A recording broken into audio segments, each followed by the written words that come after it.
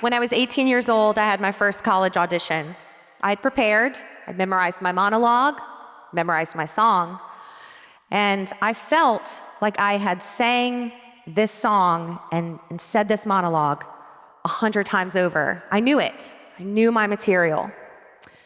I walked in the room, I took a breath, and I forgot my own name for my introduction to the directors who were sitting behind the table.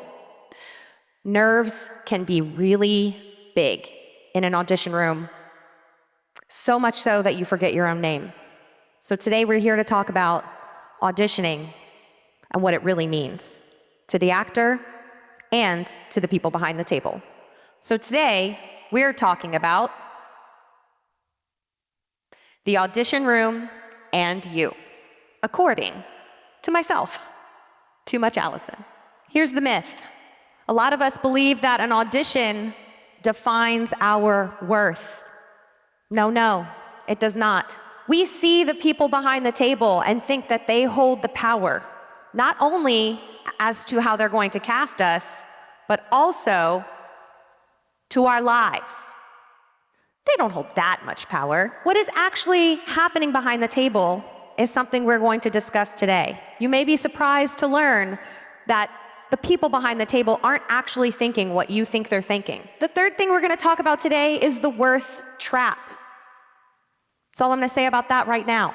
Number 4 on our list is the power shift. I'm going to teach you how to take your power back from that audition table. We're going to talk about your future auditions and how you can hold your head up high and enter any audition room with more confidence than ever before. And lastly, a conclusion. Somewhere in America, there sits a folding table with 3 people behind it. Those people have iPads. We've decided that they determine our value, but they don't. The myth of the all-powerful table. It is very intimidating to walk into a room and have 3 people sitting down staring at you. You're probably going to stay standing up. Then you're going to talk to someone who's invisible. You're going to feel crazy. But that is what's required of us as actors in order to get into a show that we would like to be a part of. So this is the torture we put ourselves through to get to do the show, the play, the musical, the movie, the TV or film project, the podcast.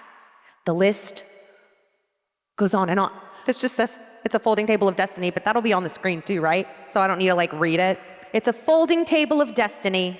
It's the barrier between you and mysterious whispers, perplexing scribbles, daunting, unknown thoughts. Let's untangle the table myth, shall we? Auditions are not about your goodness, your talent ceiling, your future, your lovability.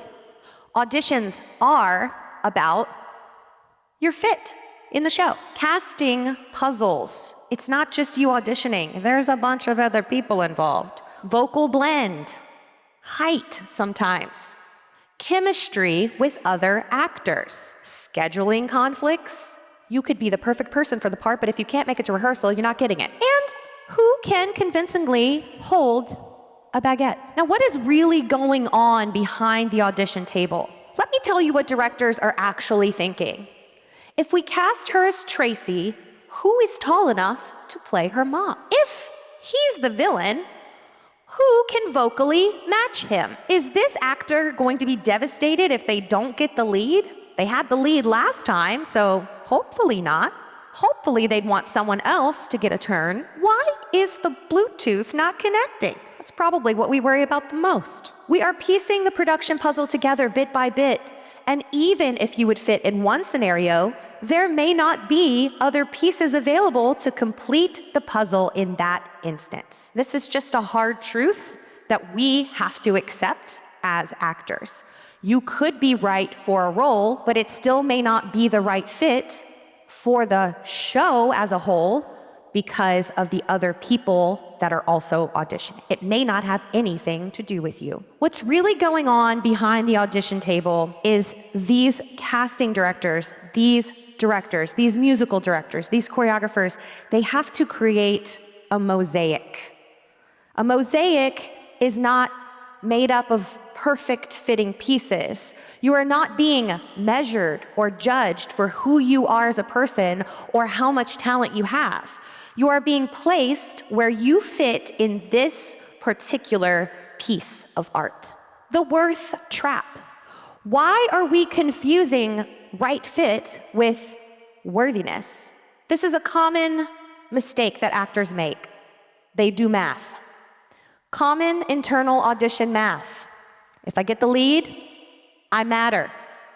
If I get an ensemble role, I'm just average.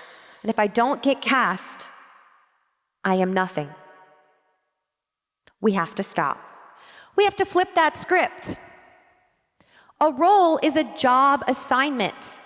It is not a permanent personal diagnosis. Eleanor Roosevelt says, "No one can make you feel inferior without your consent." Now, here's the good news. A power shift is possible. Stick with me. Take your power back. The audition room is not judging your worth. It is asking if you are right for this specific need on this specific day inside this specific puzzle. The hard truth is sometimes you are and sometimes you're not. And we as actors, we have to get really comfortable with that. We have to get really okay with that. We have to learn to like rejection if we're going to survive audition after audition. Neither outcome changes your value. You walk into an audition room with your worth already intact. The casting table does not issue worth. They just assign the roles. So next time you step into a fluorescent lit room, don't shrink, don't plead, and don't guess. Walk in like someone who already belongs there, because you do. The audition is just a moment. You are a whole person. Thank you for coming to my TMA Talk.